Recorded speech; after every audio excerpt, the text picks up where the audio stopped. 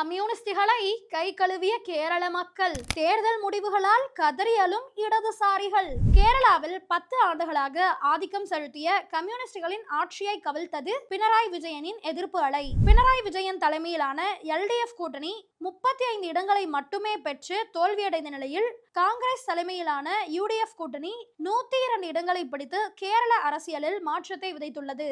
இடதுசாரிகளின் இந்த சரிவானது இந்திய அரசியலில் அவர்களுக்கு உள்ள எதிர்ப்பு அலையை எடுத்துக்காட்டியுள்ளது. தற்போது பினராயி விஜயன் தனது முதல்வர் பதவியை ராஜினாமா செய்துள்ள நிலையில் புதிய அரசு அமையும் வரை தற்காலிக முதல்வராக பினராயி விஜயனே நீடிப்பார் என தெரிவிக்கப்பட்டுள்ளது. காங்கிரஸ் மேலிடம் இன்னும் ஓரிரு நாட்களில் புதிய முதலமைச்சரை அதிகாரப்பூர்வமாக அறிவிக்கும் என்று எதிர்பார்க்கப்படுகிறது. நெமம், களக்கூடம், சாத்தனூர் ஆகிய தொகுதிகளில் மக்களின் கால் பதித்துள்ள பாரதிய ஜனதா கட்சி இது போன்ற பரபரப்பான அரசியல் சூழலில் கம்யூனிஸ்டுகளின் வீழ்ச்சியும் கேரளத்தில் பாஜகவின் வளர்ச்சியும் என்பது நாடு முழுவதும் பெரும் கவனத்தை பெற்றுள்ளது.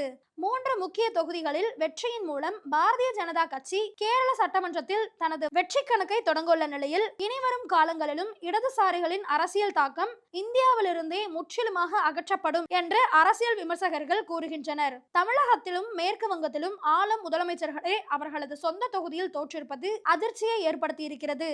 கொளத்தூர் தொகுதியில் MK ஸ்டாலின், பவானிபூர் தொகுதியில் மம்தாவும், கேரளத்தில் ஆட்சியை இழந்த பினராயி விஜயனும் பாஜகவின் எதிர்ப்பு அரசியலை கையில் எடுத்ததன் காரணமாகவே வீழ்ந்த பேரிடியாக இந்த 5 மாநில சட்டமன்ற தேர்தல் முடிவுகள் உள்ளன.